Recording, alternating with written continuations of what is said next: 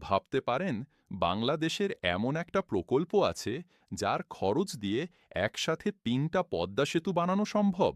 হ্যাঁ, আমরা কথা বলছি দেশের সবচেয়ে ব্যয়বহুল প্রকল্প রূপপুর নিউক্লিয়ার পাওয়ার প্ল্যান্ট নিয়ে। রূপপুর নিউক্লিয়ার পাওয়ার প্ল্যান্ট বাংলাদেশের ইতিহাসের সবচেয়ে ব্যয়বহুল প্রকল্প। এই বিদ্যুৎ কেন্দ্র নির্মাণের বাজেট প্রায় ১,১৩,০০০ কোটি টাকা। তুলনায় পদ্মা সেতুর বাজেট ছিল মাত্র ৩০,০০০ কোটি টাকা।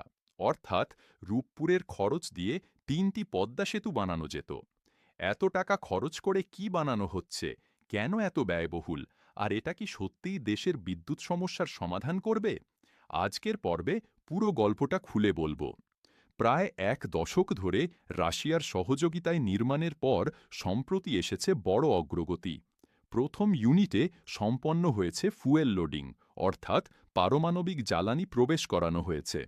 এখানেই অনেকের মনে প্রশ্ন জাগে, তাহলে কি এখনই বিদ্যুৎ পাওয়া শুরু হবে? লোডশেডিং কমবে? ঘরে ঘরে আলো জ্বলবে?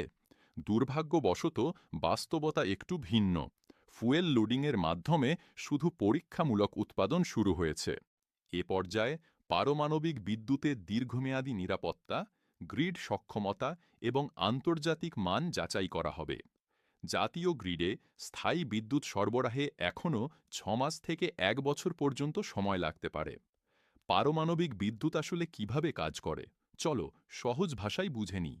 সাধারণ বিদ্যুৎ কেন্দ্রে কয়লা বা গ্যাস পুড়িয়ে তাপ তৈরি করা হয়, কিন্তু পারমাণবিক কেন্দ্রে কাজটা হয় ইউরেনিয়াম নামক এক বিশেষ ধাতুর পরমাণু ভাঙার মাধ্যমে। ফুয়েল রডে ইউরেনিয়াম ঢোকানোর পর নিউক্লিয়ার ফিশন প্রক্রিয়া শুরু হয়। পরমাণু ভেঙে প্রচণ্ড তাপ উৎপন্ন হয়। এই তাপ পানিকে বাষ্পে পরিণত করে।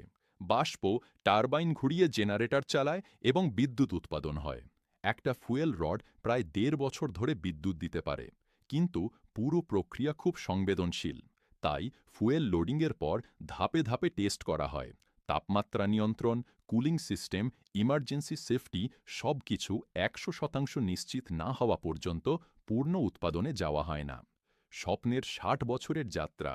এই স্বপ্নের শুরু ১৯৬১ সালে পাকিস্তান আমলে। জমি অধিগ্রহণও হয়েছিল, কিন্তু ১৯৬৯ সালে প্রকল্প বাতিল হয়ে যায়। স্বাধীনতার পর দীর্ঘদিন কোনো অগ্রগতি হয়নি। ২০০৯ সালে আওয়ামী লীগ সরকার ক্ষমতায় আসার পর প্রকল্পটি আবার জীবিত হয়।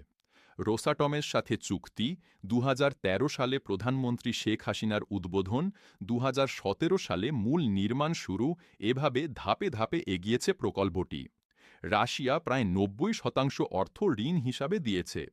কিন্তু এই অগ্রগতির সাথে সাথে এসেছে বড় বড় দুর্নীতির অভিযোগ।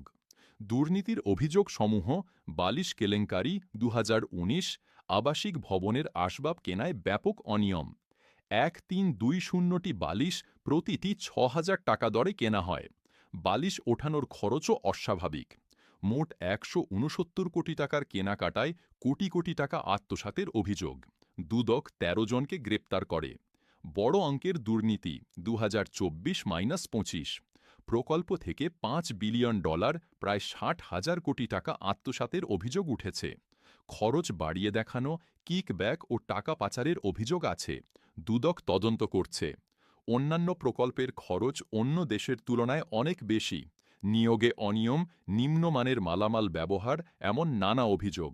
শেষ প্রশ্ন: এত বিপুল ব্যয়, এত বিতর্ক আর দুর্নীতির অভিযোগের পরও রূপপুর কি সত্যিই বাংলাদেশের বিদ্যুৎ সংকটের স্থায়ী সমাধান হবে, নাকি এর পেছনের গল্প একদিন হয়ে উঠবে সবচেয়ে বড় আলোচনার বিষয়? আপনার মতামত কমেন্টে জানান। ভিডিও ভালো লাগলে লাইক, শেয়ার ও সাবস্ক্রাইব করতে ভুলবেন না। পরবর্তী পর্বে দেখা হবে আরও গুরুত্বপূর্ণ কোনো বিষয় নিয়ে।